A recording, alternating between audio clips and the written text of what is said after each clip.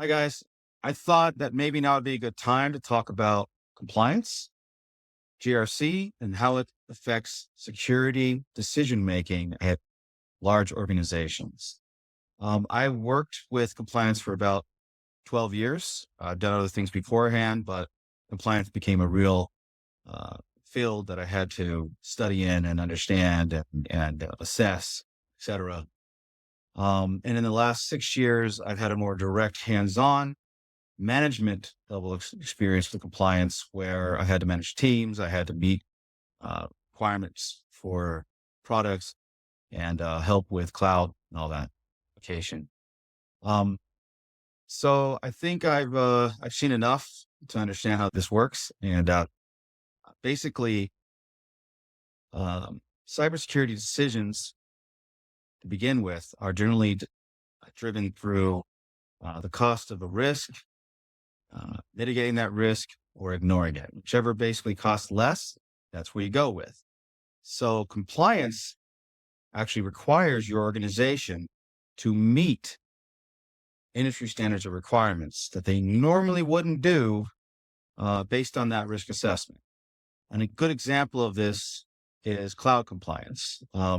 Many organizations follow some or all of various frameworks such as CSA, CIS, NIST 853, ISO 27001, with some PCI DSS sprinkled in there if they have cardholder information. And this generally creates an unholy combination of competing or matching frameworks. They compete because many different parts of your organization might follow different frameworks. For instance, your cloud team might be following CSA because it's easy. There's built-in tools in your cloud vendor that just lets you quickly look at all your resources and see if they're meeting those requirements. It doesn't catch everything, but it helps you and helps you, take steps to fix that, etc. While your compliance team might be following NIST 853 and your auditing team might be following ISO 27001, depends on how well these guys communicate with each other. So that's what I talk about, an unholy combination of competing frameworks. Um, Basically, though, meeting compliance requirements basically becomes, is this good enough? Yes. Okay. Let's move to the next one because we don't have much time and we don't have much money and we don't have enough resources. So let's keep this going. Is it good enough? Do it. Great. Move on. This meets the letter of the compliance requirements and the rules, but maybe not the spirit. Your cybersecurity professionals are going to know what the spirit is, but your cybersecurity custodians, the custodians might not know its spirit. Like I've said in previous videos, it would take 1,000 years to truly be an expert in all the domains of cybersecurity. So really the professionals are the ones who really know why you're meeting these requirements. Um, so this makes a lot of companies confused. This makes this causes a lot of bad decisions, sometimes good decisions. It's good that you're meeting the requirements, but maybe you're not doing it the way you should. So who does this right? Well, companies that can't afford the bad publicity of a breach generally do this right. And that can include companies with services that have a lot of consumers, where if a breach happened, they would lose those consumers. Companies based outside of the US that are competing with US companies from countries that may not be on the best terms with the US government. Those guys are under extreme observation and they can get in a lot of bad trouble real quick with a breach. So if you want to pay attention to those guys, look at them. They're going to know what they're doing.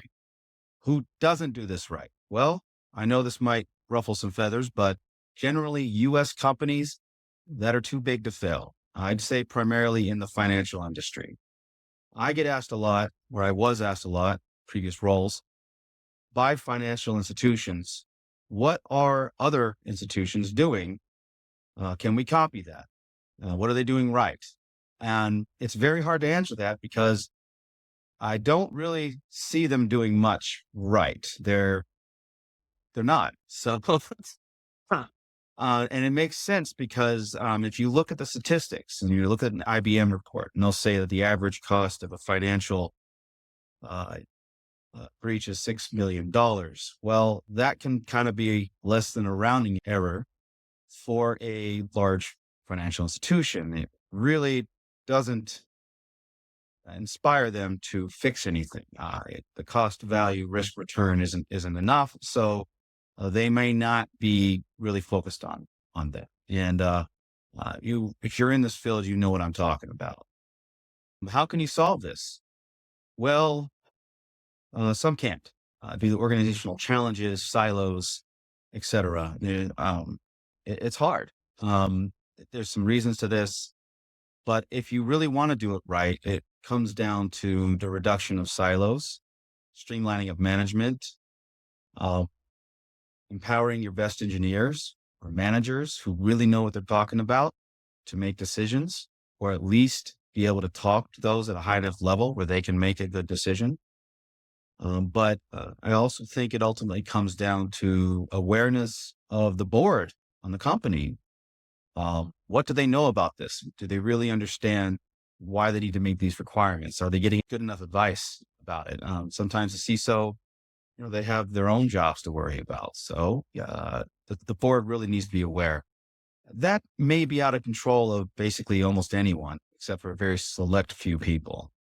So in closing, I think that GRC and governance is probably one of the most politically dangerous fields to be in because of this. There's just a lot of people at the high level looking, and a lot of bad things can happen if you say the wrong thing.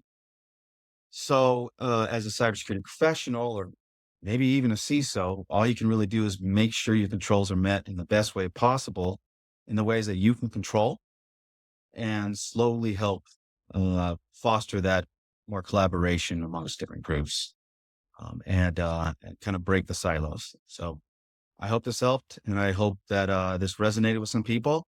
I know it didn't quite answer the question. Maybe I can do another video on ways to do it. I actually have this feedback loop that I can talk about. But otherwise, have a great day. I'll talk to you later.